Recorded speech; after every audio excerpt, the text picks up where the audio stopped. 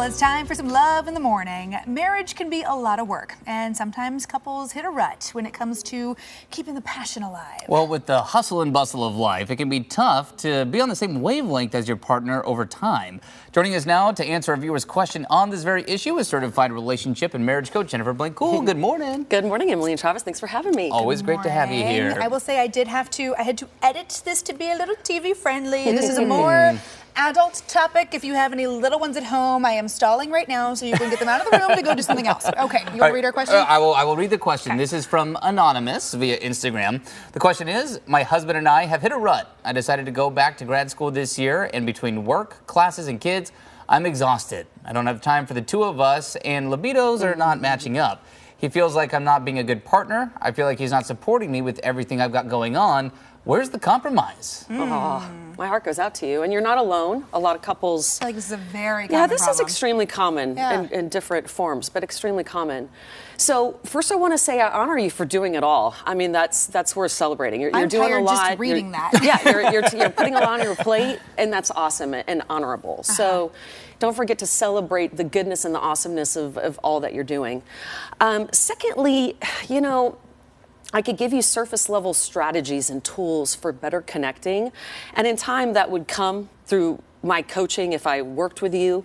But the greater advice here is a shift in overall mindset.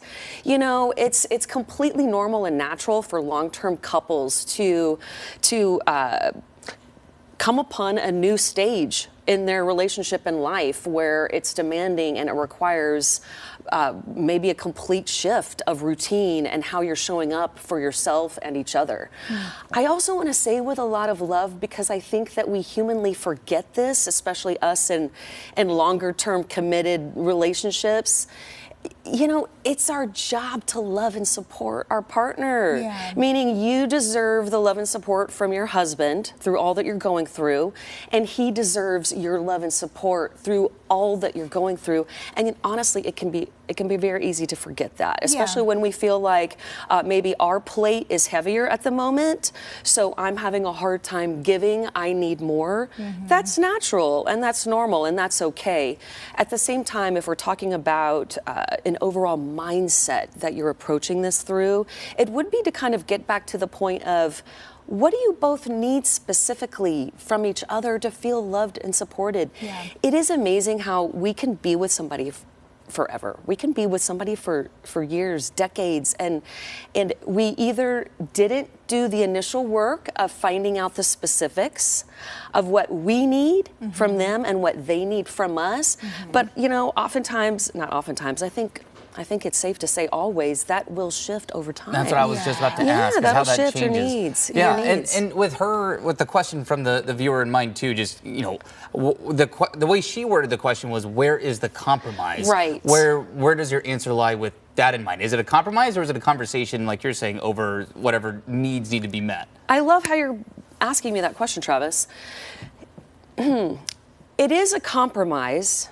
At the same time, you know, to really engage in a whole new conversation about what you're needing. Right.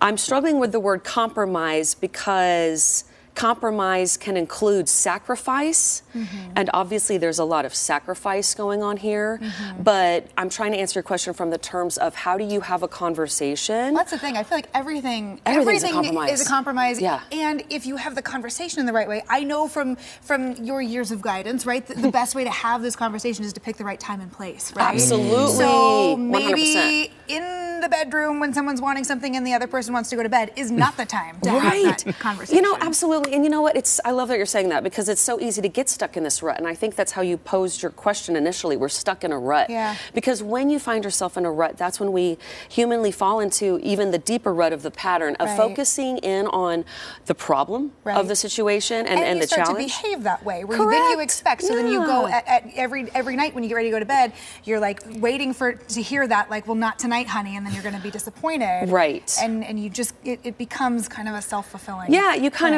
of create this negative image of your partner because you continue the struggle. Yeah. So, you know, I'd love to say, as best you can, this takes a lot of work, but wipe the slate clean, so to speak. Start anew I think going back in time, trying to hash out old patterns or whatever is not where it's at. I think having new conversations and building new ways of being together, new routines, new ways of connecting is where it's going to be. And maybe, you know, coming to that conversation with some tangibles. I feel like if she could sit down and say, hey, on Tuesdays and Thursdays when I'm at night school till 8 p.m., if you can get the kids dinner, showered, in bed, when I get home, I might be willing to talk about it a few more times. You know, it's amazing how much we don't say specifically what we need and want from our partner to feel supported. And they can't read your mind. Nope, so they cannot. Especially men. Yes, we're the worst.